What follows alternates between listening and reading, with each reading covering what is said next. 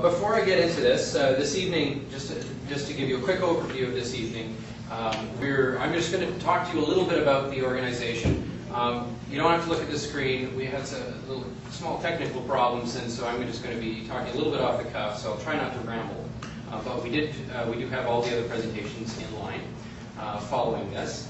And I'm just going to say a few words to give you a background on the AFC. Kat Combs is here from Kenya to be a part of the presentation of the Simon Combs Conservation Award this weekend to Robert Bateman, who is arriving tomorrow.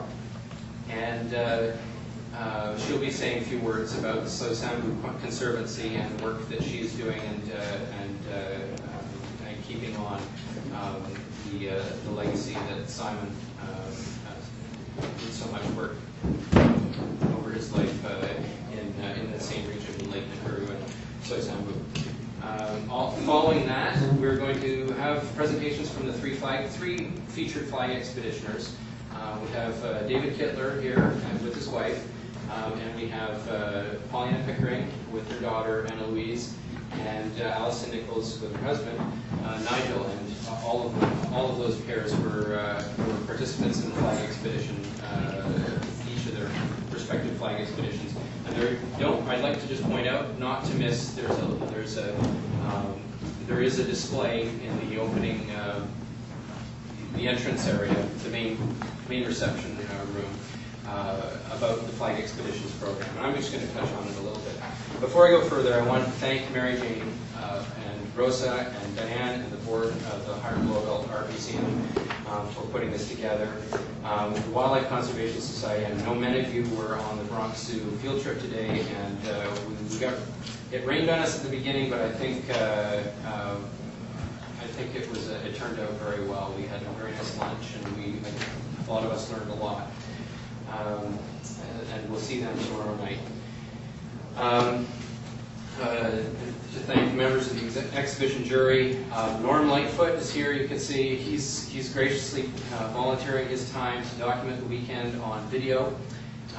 So we hope to get this up before too long and make it accessible to our membership, and as well to Charles Alexander, who's here to take photographs for us. He's dedicating his time to away from focusing on enjoying the show to photographing and documenting this event. And to all the artists and individuals who really helped make this come to fruition from the conceptual stages till now. There are really too many to mention. And well, there is one person that's worth mentioning in particular, is my father, Bill Whiting, who I will point out to you, and he is a ex-retired who's been yanked into full-time slavery. I mean, full-time work and supporting the organization, and really instrumental in making sure that everything comes together. So anyway, I'll use that as a lead-in. I'm going to speak to you briefly about who we are, what we've achieved so far, and where we're going. And so, really, who we are, we're a group of members. We're an artist collective. We're a total of 434 members right now from 27 countries. We really have established an identity as leaders as an artist collective supporting the environment, and that's at a world scale. We've done so from an operational standpoint. We've done a lot with very little. We have a lot of support and a lot of help from members and input and so forth. But I think it's worth pointing out that we have developed an image with the organization. We worked hard to develop that of being large and important. And I think it's worth pointing out that we are large perhaps in our viewership and our followers. We are large in terms of our membership, but we are important. But we are very small from an operational standpoint. You're looking at Bill, who maybe Bill could stand up just quickly so you can recognize him. He's worth talking to. You probably.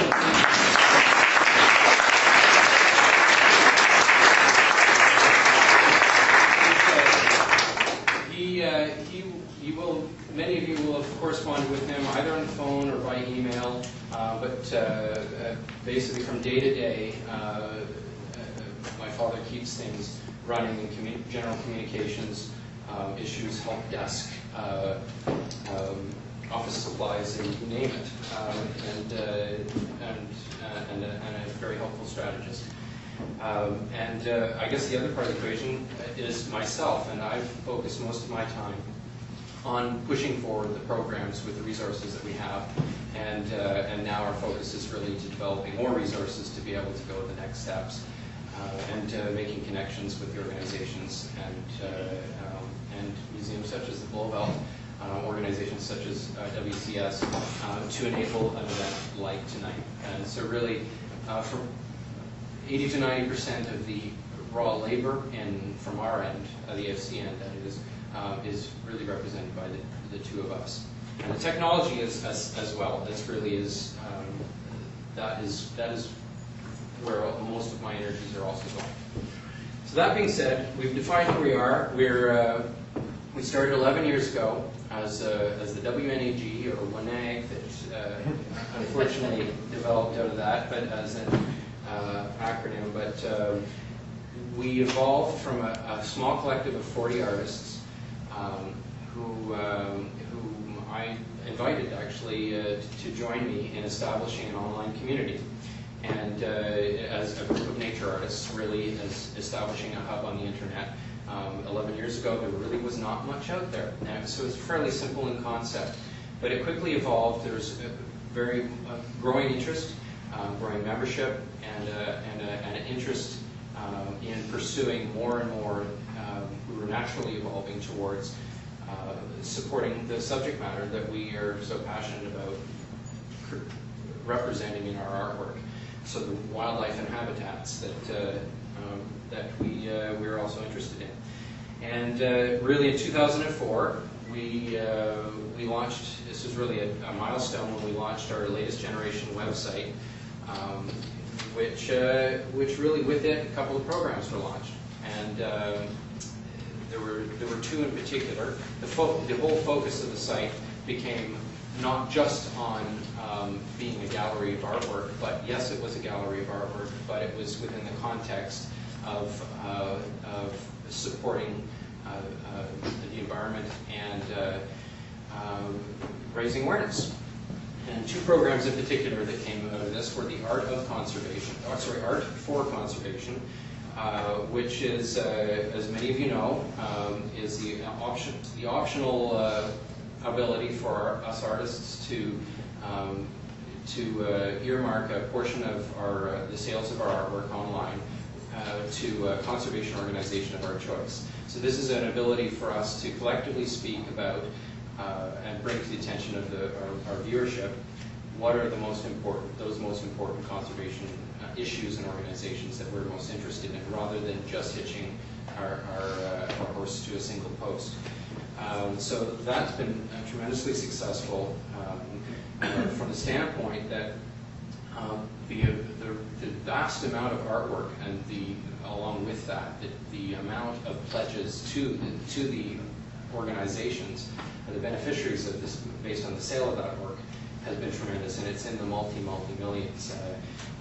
The actual, unfortunately, we're not actually able to track it specifically. It's an honor system-based program, but anecdotally, it's been very successful. And we receive emails almost daily from other organizations from around the world who want to be a part of it and be on the selection list, the option list. So that's really was an important identifier for us as a unique program. The next one really is the Flag Expeditions program, and you're going to learn a lot more about that from three expeditioners today. What the purpose of this program was to get artists into the field, into remote locations, with a particular focus on threatened habitats, rare and endangered species. In other words, true expeditions, not eco-tours. And we're offering fellowships with a modest contribution of $5,000 to help offset the cost of the trip.